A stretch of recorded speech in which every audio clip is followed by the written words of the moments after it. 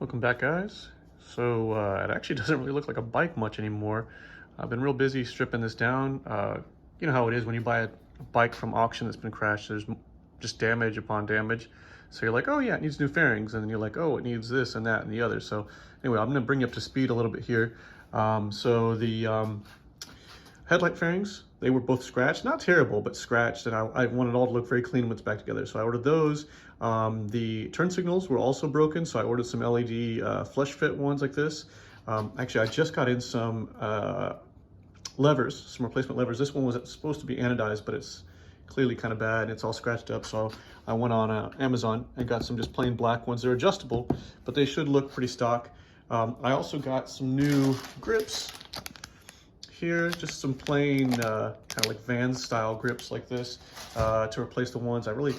These look really cheesy. I'm not a fan of this at all. So, and there's all these different colors. I want it to be very consistent. So took that off there. I've just got the headlight hanging for right now because the brackets kind of mount in to where, the headlight rather mounts where the brackets are for the headlight surround and everything like that. So come over this side. I'm gonna go ahead and replace both levers. This is actually an aftermarket stunt style clutch lever. So I'm actually gonna replace that with one of the black ones here so they at least match, but leave the equipment in place like that. So just replace this here.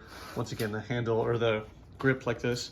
The left side actually didn't sustain hardly any damage. So I started taking some of the stickers off, but these plastics are intact all the way up to about the tail. And you can see from the tail here, I took all of the fairings off like this. It has an aftermarket brake light that's actually got integrated turn signals, but unfortunately, and you can see it in the video there, it was cracked in the accident. So I actually bought a complete replacement for that, but it's the exact same one because I really like this. It's very OE looking when it's installed. So removed the entire tail. All the fairings had to be replaced. Everything was cracked or just completely ripped off. If we come down here, you'll notice it doesn't even have a swing arm. So the swing arm was bent, as was the axle that runs through it back here that connects it to the rest of the bike. So I took the swing arm off. The rear wheel was smashed. The rear disc brake was bent. The caliper was broken. Basically everything from here back had to be replaced. So I've got the parts coming in today, and tomorrow went OE with all of it. So I'm gonna be putting that in there. The chain actually was in really good shape, well oiled, and it doesn't look to have too much wear on it. So I'm gonna clean everything up, but I'm gonna keep the original chain. The rear set on the right side was completely ripped off the bike because of the impact here. So yeah, gonna replace that as well. That's on its way. The right side, basically all the fairings were trashed. So with varying types of damage, it was not, the back end took the worst of it, but there were scratches all up and down the sides.